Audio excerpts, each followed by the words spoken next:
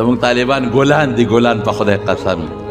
دا هغه الکان دي، هغه طالبان دي چې رسول الله صلی الله علیه وسلم صحابه کرامو ته وصیت کړی دی. وی تاسو له به د اطرافو نه خلک راځي او علم به حاصلی، د علم طلب نه رحبو بهم مرحبا ورته وایي. دا هغه بچي دي چې رسول الله مبارک فرمایي چې فرشتې وزرې ورته خورئ. دا هغه بچی دی چې رسول الله مبارک فرمایي که دا بچی د علم په طلب کې مړ شو، علم یې حاصلو او په خپل کټ پوزي کې مړ شو د علم په طلب کې، دی له به خدای د شهید برابر اجر ورکړي او د شهید مرتبه ورکړي. طالب خو یو مقام لري زمارونو، طالب خو یو حیثیت لري. زمونږ په تورنګزو ولې عبادره ټول